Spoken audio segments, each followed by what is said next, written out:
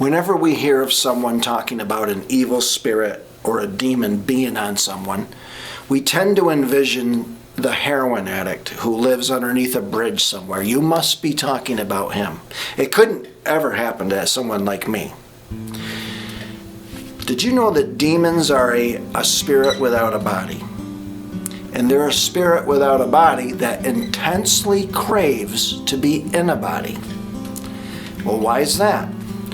That's because the spirit of lust needs a body with members so it can lust through it. The accuser of the brethren needs a tongue in order to speak. That's why they need a body. You know, and some characteristics of somebody who might have a demon or an evil spirit in their life is somebody, who is dealing with temptation all the time. God doesn't tempt us. Enslavement. Have you ever heard of somebody who's trying to better their life, but you've heard that term, relapse? They're a chronic relapser. They just can't seem to shake it.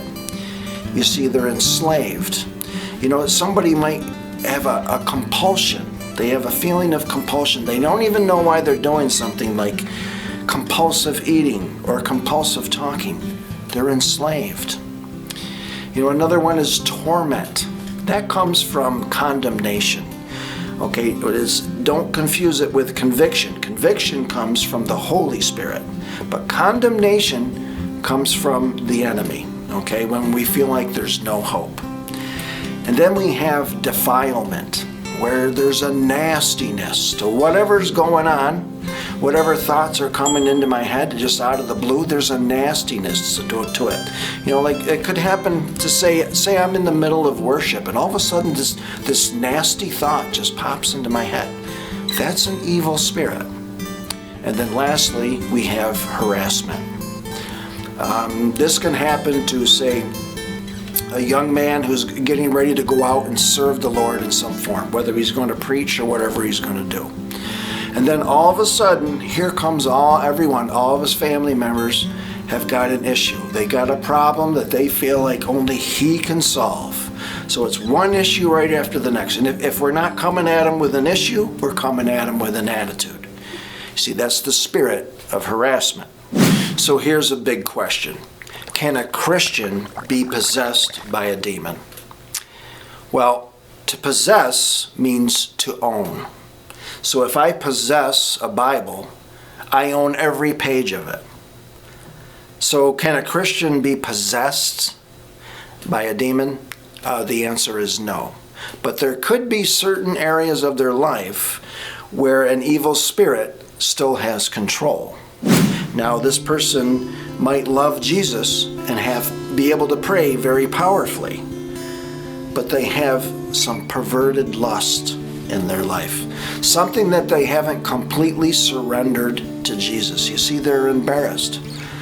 They've asked people to pray for them in this area, but they haven't released the source of, gotten right down to the nitty-gritty of the problem because they're embarrassed. You see, we got to get to the source in order to fix it. If I have a broken leg, I can't just wrap my leg in gauze and think that it's going to be healed. I have to get to the source of the pain, reset that bone, and then it can be healed. Jesus told his disciples to go out and to heal the sick and to cast out demons.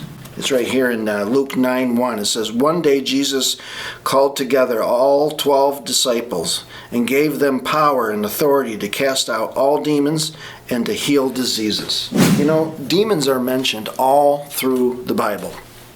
So if I'm praying for my church because there's division and resentment within the church, and if I'm throwing up nice, lofty, religious prayers for peace and love, but there's the spirit of rebellion in the church, those lofty prayers that I'm throwing up, they're not going to go anywhere until I deal with that demon of rebellion. Rebellion is probably the most dominant demon in Satan's arsenal. We have a rebellious nature to us. Nobody had to teach you how to be naughty. And a young child will be all smiles on Saturday morning getting ready to go grocery shopping. But on Sunday morning, They're laying on the floor, kicking and screaming before church. You see, that's the rebellious spirit within them.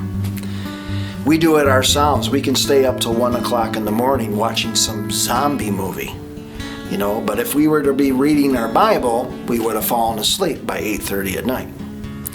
You see, that's the rebellious spirit in us. Rebellion is all over the place. It's in society, right? Anti-police, anti-law. It's in the church. People will say, hey, if you're going to keep preaching about this, you won't see me here again. It's in our home.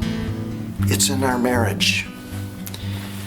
Why don't you take a minute, take a look at your life, take a look at your surroundings, and see if you can recognize any of these characteristics of evil spirits.